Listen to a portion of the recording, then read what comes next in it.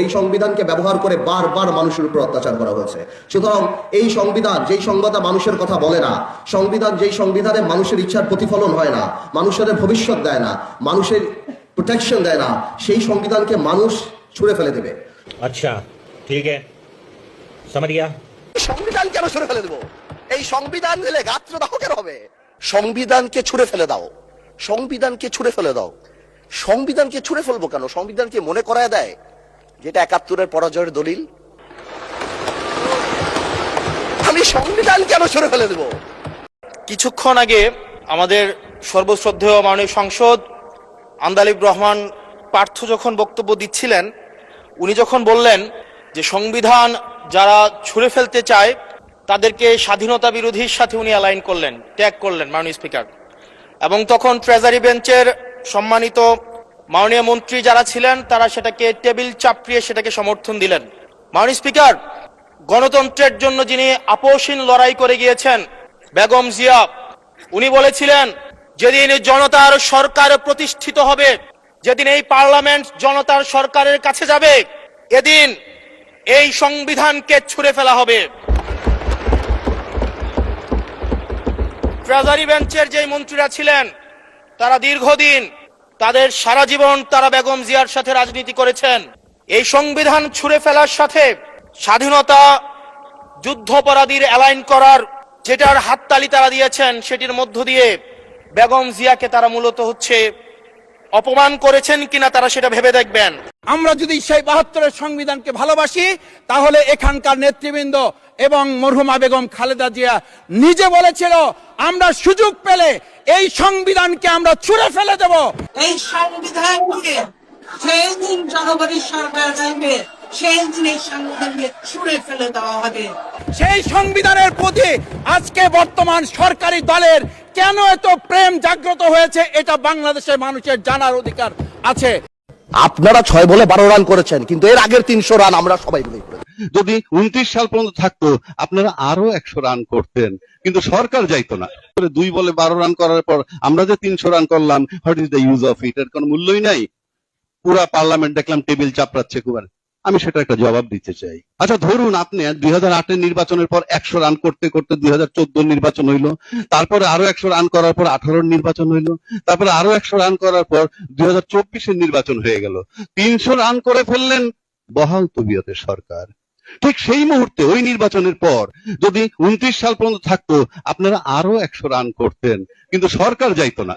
আমার নামে লিখে রাখেন, বিএনপি এই সনদ বাস্তবায়ন করবে না, কারণ আমি এই পার্টির নেতাদের ডিএনএ, হিস্টোরিক্যাল ডিএনএ আমার কাছে খুব পরিষ্কার। বিএনপি অথবা আওয়ামী লীগ বাই ডিফল্ট এই কাজটা নতুন করে করছে না আমার জাতির সাথে। আমরা বারবার ভুলে যাচ্ছি, মনে হয় এইবারই প্রথমে এই ঘটনাটা ঘটছে না, বারবার ঘটেছে এই জাতির সাথে। এবং এই জাতির তরুণরা বারবার রক্ত দিয়ে দেয়ালে দেয়ালে আখরে আখরে আবার পলিটিশিয়ানদেরকে মনে করিয়ে দিয়েছে যে আমরা রক্ত দিয়ে আপনাদেরকে মনে করিয়ে দিচ্ছি, ইট ওয়াজ ইউর ন্যাশনাল প্লেজ। এত লেভেলের হীনমন্যতা। আমার লানের ফ্রেন্ড এখানে আছে, এই মামলার সাথে জড়িত ছিল, সে জানে যে বিএনপি কে হাত পাও ধরা হয়েছে সালাউদ্দিন কাদের চৌধুরীর ব্যাপারে স্টেটমেন্ট দেওয়ার জন্য। আসসালামু আলাইকুম রহমতুল্লাহ। সুপ্রিয় দর্শক, সংসদে বেগম জিয়ার বিরুদ্ধে কথা বলেছে আন্দালিব রহমান পার্থ। এটাকে আবার সাধুবাদ জানাইছে, স্বাগত জানাইছে বিএনপির সংসদ সদস্যরা, টেবিল চাপড়িয়েছে এবং হাততালি দিয়েছে। এখন সোশ্যাল মিডিয়ায় বিএনপির নেতাকর্মীরা এবং সমর্থকরা বলতেছে যে এক আন্দালিব রহমান পার্থর কাছে কুপকাত হয়ে গেল জামাত এবং এনসিপির সংসদ সদস্যরা। এক আন্দালিব রহমান পার্থর সাথে এরা কেউ পেরে উঠতেছে না, জামাতের কেউ না এবং এনসিপিরও কেউ না। তো প্রিয় দর্শক, আপনারা ভিডিওর শুরুতে ভিডিও দেখলেন। তো আন্দালিব রহমান পার্থর যে জবাবটা দিয়েছে হাসনাত আবদুল্লাহ এবং ডক্টর শফিকুল ইসলাম মাসুদ ভাই, আপনারা নিরপেক্ষভাবে বলবেন যে মাসুদ ভাইয়ের এবং হাসনাত আবদুল্লাহর যে জবাবটা এটা ভালো হয়েছে নাকি আন্দালিব রহমান পার্থর বক্তব্য ভালো হয়েছে, কোনটা ভালো হয়েছে? আপনারা নিরপেক্ষভাবে কমেন্ট করে জানিয়ে দিবেন। তো এই বিষয় নিয়ে গুরুত্বপূর্ণ আলোচনা করছেন আমাদের বড় ভাই মোহাম্মদ সুলাইমান। তো চলুন আমরা তার ভিডিওটা একটু দেখে আসি। ডক্টর শফিকুল ইসলাম মাসুদ এবং হাসনাত আবদুল্লাহর সাথেই তো কুলিয়ে উঠতে পারছেন না ব্যারিস্টার আন্দালিব রহমান পার্থ। আন্দালিব রহমান পার্থ এক সুযোগবাদী, অপরচুনিস্ট, যার রক্তে আওয়ামী লীগ এবং ফেসিবাদ এবং স্বৈরাচার এই দুইটাই আন্দালিব রহমান পার্থের রক্তে। এরশাদের তেশিয়ার পুত্র এই আন্দালিব রহমান পার্থ, যিনি বিএনপির সাথে সম্পর্ক ছিন্ন করে দীর্ঘদিন নিবৃত্তচারী ছিলেন, হঠাৎ করে গজিয়েছেন এই পার্থকে নমিনেশন দেওয়ার পক্ষে বিএনপির কেউ ছিল না। বিএনপির লোকজন বরং পার্থের লোকজনকে ইচ্ছা মতো পিটিয়েছে ভোলায়। কিন্তু তারেক রহমানের সাথে ব্যক্তিগত সম্পর্ক পার্থের, এবং এতটাই ব্যক্তিগত সম্পর্ক যে এই আন্দালিব রহমান পার্থের মেয়ের বিয়ে আন্দালিব রহমান তারেক রহমান গিয়েছেন। লন্ডনে একসাথে আড্ডা দিতেন, এবং দুইজনে যেহেতু এই রাজ পরিবারের সন্তান, এই আন্দালিব রহমান পার্থ রাজ পরিবারের সন্তান, এরশাদের কেশিয়ারের সন্তান, তারেক রহমান তো জিয়াউর রহমান এবং খালেদা জিয়ার সন্তান। এই কারণে তাদের মধ্যে অনেক আগে থেকে বন্ধুত্ব। এই সুযোগে আন্দালিব রহমান পার্থ নমিনেশন নিয়েছেন এমপি হয়েছে, নইলে আন্দালিব রহমান পার্থ চেয়ারম্যান মেম্বার হওয়ারও কথা না। তার মার্কা কি কেউ বলতে পারেন? আন্দালিব রহমান পার্থের দলের সেক্রেটারির নাম এবং তার দলের মার্কার নাম যদি কেউ জানেন মন্তব্যে লিখবেন। এরা এমপি হয় কি করে? এটা হওয়ার কথা না। এখন আন্দালিব রহমান পার্থ একজন পিওর শহুরে বাটপার, একজন প্রতারক। আন্দালিব রহমান পার্থ যেসব আওয়ামী বয়ান সংসদে দিয়েছেন, প্রত্যেকটা যুক্তি সংসদের মধ্যেই খণ্ডন করা হয়েছে। শফিকুল ইসলাম মাসুদ এবং হাসনাত আব্দুল্লাহ দুইজনের বক্তব্যের মাধ্যমে খণ্ডিত হয়ে গেছে, আর কাউকে লাগে না। এবং সংসদের বাইরে এনসিপি এবং জামাত শিবির অ্যাক্টিভিস্টরা সবাই আন্দালিব রহমান পার্থের বক্তব্যের পোস্টমর্টেম করেছেন। তার বক্তব্যের প্রত্যেকটা অংশ ইঞ্চিতে ইঞ্চিতে, line by line, word by word খণ্ডন করেছেন, এবং এর মধ্য দিয়ে আন্দালিব রহমান পার্থকে কার্যত জয় বাংলা করে দিয়েছেন। কোনো যুক্তি আমি এটা নিয়ে আলাদা আলোচনা করেছি। জামাতের সাথে জেনজি জামাত জি হইও না, এগুলো আওয়ামী বয়ান, আমি এই যুক্তি দিয়েছি। এখানেও এই কথা বলো এখন বিব্রত আন্দালিব রহমান পার্থ, যে কি যুক্তি দিলাম যে আমার নিজের উপর পড়লো। কারণ আমি জেপি বা বিজেপি, আন্দালিব রহমান পার্থ এখন বিএনপি হয়ে গেছি।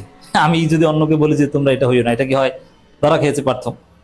এরপরে ৭২-এর সংবিধান ছুঁড়ে ফেলা নিয়ে যে কথা, এটা খালেদা জিয়াকে অপমান করে, খালেদা জিয়াকে স্বাধীনতা বিরোধীদের কাতারে ঠেলে দেওয়া হয়েছে, এটা খালেদা জিয়ার সেনা চরম বেয়াদবি। বিএনপির লোকজনের উচিত থেকে থাপড়ানো যে খালেদা জিয়াকে স্বাধীনতা বিরোধী বলো, এত বড় সাহস। কারণ ৭২-এর সংবিধান যারা ছুঁড়ে ফেলতে চায় তারা নাকি স্বাধীনতা বিরোধী। তা ৭২-এর সংবিধান ছুঁড়ে ফেলতে চেয়েছে খালেদা জিয়া, তাহলে তিনি স্বাধীনতা বিরোধী? ৭২-এর সংবিধান কেটে ছিঁড়ে চুর মার করে ফেলেছিলেন শহীদ প্রেসিডেন্ট জিয়াউর রহমান, তিনি স্বাধীনতা বিরোধী? তো বড় বাটপার এবং বেয়াদব। খালেদা জিয়ার সাথে বেয়াদবি করে, আর বিএনপির কেউ কিছু বলে না, আর বিএনপির লোকজন টেবিল চাপড়ে সেটাকে ওয়েলকাম জানায়। এটা দাজ্জাল আসার একটা আলামত। মানুষ, অনেক হাদিস আছে এই বিষয়ে, শেষ যুগে বাবা মা ভাই বোন এগুলোর মধ্যেও সম্পর্কের কোনো ব্যারিয়ার থাকে না, যার তার সাথে জেনা করে। আছে না পশ্চিমা দেশে, ইউরোপে আমি দেখেছি অনেকটা। এটা এরকম একটা নষ্টামি, নোংরামি। খালেদা জিয়াকে স্বাধীনতা বিরোধী, জিয়াউর রহমানকে স্বাধীনতা বিরোধীদের কাতারে ফালানোর সাহস দেখায় এই আওয়ামী স্পেন্সার, শেখ হাসিনার কাছ থেকে বিদ্যুৎ প্লান্ট নেয়া আন্দালিব রহমান পার্থ, আর বিএনপির লোকজন কিছু বলে না। দাজ্জাল আসার আলামত ছাড়া এটা অন্য কিছু নয়। এটা যদি এই বিএনপির শরীরে যদি জিয়াউর রহমান এবং খালেদা জিয়ার রক্ত বইত, তাহলে আন্দালিব রহমান পার্থকে চেয়ার মারত ওখানে, তাকে সংসদ থেকে ওখানে বের করে দিত। কিন্তু সবাই, কারো কোনো কথা নাই। দেখছেন, দলবাজি জন্মকে অস্বীকার করতে কেউ দ্বিধাবোধ করে না। দলবাজি এমন একটা খারাপ জিনিস। তো দর্শক, প্রত্যেকটা যুক্তি খনন করা হয়েছে। হ্যাঁ, এমনকি ওই যে 6 বলে, যে আপনারা 6 বলে 12 রান করেছেন, আমরা তো 300 রান করেছি, মানে এই যে এনসিপির ছেলেরা জুলাই নেতৃত্ব দানকারী, জুলাই যোদ্ধা, এটা মানতে চান না যে এটা দীর্ঘ 17 বছরের যুদ্ধ। আপনারা শেষের দিকে এসে ফিনিশিং দিয়েছেন, কিন্তু আসল খেলাটা তো আমরা খেলেছি, এটা পার্থ বোঝানোর চেষ্টা করেছেন। আরে ভাই, আপনারা 17 বছর 300 রান না 600 রান করেন, তাতে তো আপনারা হেরেছেন, আপনারা তো পরাজিত হয়েছেন। 1000 রান করেও যদি পরাজিত হয়, ওটার কোন দাম আছে? কিন্তু জিতেছে তো এনসিপির রানে। তো পার্থের যুক্তি কিন্তু এখানেও টিকলো না। তো পার্থ হচ্ছে শহুরে বাটপার শ্রেণী। সুন্দরভাবে কথা বলতে পারেন, ফডর ফডর ইংরেজি বলতে পারেন, ওরকম ইংরেজি আমরাও পারি। ওর চাইতে বেশি ইংরেজি বাংলাদেশে পড়াশোনা করা শিশির মনির পারেন। এই আন্দালিব রহমান পার্থ দুই একটা ফডর ফডর ইংরেজি বলে, আইনের দুই একটা পরিভাষা বলে, জুরিসপ্রুডেন্সের দুই একটা টার্মিনোলজি বলে এমন ভাব নেয় যে কোন বালশুন হয়ে গেছে। আসলে কিছুই না, নন ব্যারিস্টার, নন আইনজীবী শফিকুল ইসলাম মাসুদ এবং হাসনাত আব্দুল্লাহ পার্থের সমস্ত বক্তব্যকে জয় বাংলা করেছে। প্রথম কথা হচ্ছে যে এই যে ৭২ সংবিধান বা জুলাই সনদ নিয়ে যে বিতর্ক, এটা পলিটিক্যাল ডিবেট, এটা কোনো লিগাল ডিবেট না। এখানে আইনি মারপ্যাচ এইসব কথা বলাটাই একটা হাস্যকর বিষয়। সংবিধান তারেক রহমানও মানে না, চুপ্পুও মানে না। কেউ শেখ মুজিবের ছবি পিছনে টানায় না, কেউ শেখ মুজিবুর রহমানকে জাতির জনক বলে না এবং স্বাধীনতার ঘোষক বলে না। এর মানে সংবিধান কেউ মানে না। অতএব এখানে আইনি বিতর্ক, এটা ফালতু কথা, এটা আইনি কোনো বিতর্ক না। জুরিসপ্রুডেন্সের জ্ঞান এখানে, এটা পলিটিক্যাল বিষয়। তো পলিটিক্যাল বিষয়ে বক্তব্য দেওয়ার ক্ষেত্রে হাসনাত আব্দুল্লাহ, শফিকুল ইসলাম মাসুদ এরা পার্থের চাইতে ভালো। অতএব পার্থ ফডর ফডর দুই একটা ইংরেজি বললেই মনে করছেন যে অনেক কিছু বলে ফেলেছে। না, যা বলেছে ওর কোনো দাম নাই, ওগুলো সব খণ্ডিত হয়ে গেছে। আর আপনাদের অবগতির জন্য জানাচ্ছি যে আন্দালিব রহমান পার্থ এমন ভাব নেন যে তিনি বিরাট আইনজীবী, সংবিধান বিষয়ক, কিছুই না। ব্যারিস্টার আন্দালি, আচ্ছা একটা সহজ হিসাব দেখে, ব্যারিস্টার পরিচয় দিয়ে চলেন বাংলাদেশে, হ্যাঁ ব্যারিস্টার, রেজাল্টও নাকি ভালো শুনলাম, কিন্তু ব্যারিস্টার ধুয়ে পানি খায় বাংলাদেশে। ব্যারিস্টারের আলাদা কোনো খাওয়া নেই। ব্যারিস্টার কি ভাই? ব্যারিস্টার ওটা দরকার লন্ডনে। বাংলাদেশে আইন পেশার জন্য আপনাকে অ্যাডভোকেট হতে হবে। যেমন ব্যারিস্টার জাইমা রহমান ব্যারিস্টার হয়ে এসেছেন, সে চাইলেই কিন্তু কোনো আদালতে, সে পটুয়াখালী জেলা আদালতেও দাঁড়ানোর যোগ্যতা নেই, তাকে দাঁড়াতে দেবে না, কারণ তার সনদ নেই, বার কাউন্সিলের সনদ নেই। মানে সে ব্যারিস্টারের কোনো দাম কিন্তু বাংলাদেশে নেই। ব্যারিস্টারের দাম শুধু নামে টানে, যে ব্যারিস্টার। অশিক্ষিত মানুষ মনে করে বাবারে ব্যারিস্টার মনে হয় বিশাল কিছু। আসলে ব্যারিস্টারই পাশ করে এসে ব্যারিস্টার হয়ে বাংলাদেশে আইনজীবী হতে আবার নতুনভাবে পরীক্ষা দেওয়া লাগে। তার মানে ব্যারিস্টারি দিয়ে বাংলাদেশে চলে না, এটার কোনো দাম নেই, এক বিন্দু পরিমাণ দাম নেই। সেখানে এই ব্যারিস্টার এটা আবার কি ভাই? মূল হচ্ছে, হ্যাঁ আন্দালিব রহমান পার্থ অ্যাডভোকেটও, সকল ব্যারিস্টারকে অ্যাডভোকেট হতে হয়। আর অ্যাডভোকেট হওয়া মানে বাংলাদেশের আইন বার কাউন্সিলের সনদ নেওয়া। তো সেখানে আন্দালিব রহমান পার্থ এত বড় আইন বিশেষজ্ঞ সাজেন, আপনারা দেখেছেন কোথাও বাংলাদেশের ইতিহাসে কোনো বড় মামলায় তাকে লড়তে? শিশির মনিরকে দেখেছেন, শাহদিন মালিককে দেখেছেন, ব্যারিস্টার আমিরুল ইসলাম চৌধুরী, আরো অনেক বিখ্যাত, এই যে জয়নুল আবেদিন ফারুক, জয়নুল আবেদিন, কিংবা ব্যারিস্টার মাহবুবউদ্দিন খোকন, এমনকি এই যে ব্যারিস্টার কায়সার কামাল, এরা অনেক বড় বড় মামলার সাথে জড়িত। তারেক রহমানের মামলা, খালেদা জিয়ার মামলা, পঞ্চম সংশোধনী মামলা, অষ্টম সংশোধনী মামলা, মাজদার হোসেন মামলা, আনোয়ার চৌধুরী মামলা, এরকম অনেক কিছুর সাথে বিখ্যাত আইনজীবীর নাম জড়িত।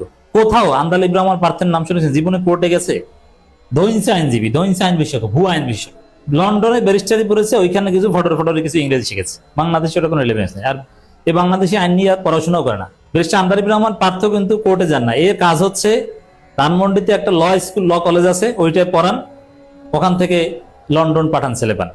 এর মানে আসলে বাংলাদেশি আইন বিষয়ে তার আলাদা কোনো পাণ্ডিত্য, রিলেভেন্স কিছুই না। এই পার্থের মতো কথিত ব্যারিস্টারকে পড়াতে পারেন শিশির মনিররা। আর পার্থের বক্তব্যের জবাব দেওয়ার জন্য ব্যারিস্টার মাহবুব সালি কিংবা ব্যারিস্টার নোমান, এদের নজিব মোমেনদের কোনো দরকার নেই। ব্যারিস্টার নজিব মোমেন, ব্যারিস্টার মাহবুব সালিহি, এরা জবাব দিবেন বিএনপির মধ্যে যারা আইন বিশেষজ্ঞ আছে, সালাউদ্দিন আহমেদ বা আরো অনেক ব্যারিস্টার আইনজীবী আছে, বা আসাদুজ্জামান, এদের। পার্থ তো কিছু না, এ তো ফটোর ইংরেজি বলালো, এ তো বাংলাদেশে আইন নিয়ে কিছু করে না, বুঝতে পারছেন? কেন হাসনাত আব্দুল্লাহ এবং শফিকুল ইসলাম মাসুদ যা বলেছে ওইটাতেই তার বক্তব্য ধামাচাপা হয়ে গেছে। যেমন গাং পার হলে মাঝি কোন দুলাভাই, আবার মাওলানা রফিকুল ইসলাম খানও একটু ভরে দিয়েছেন যে কার আত্মীয় স্বজন ভারতে পালিয়েছে, এটা আমরা জানি। আমাদের একজন সরকার দলীয় সদস্য বলছেন আমরা ভারতের সাথে রাইতে মিটিং করি।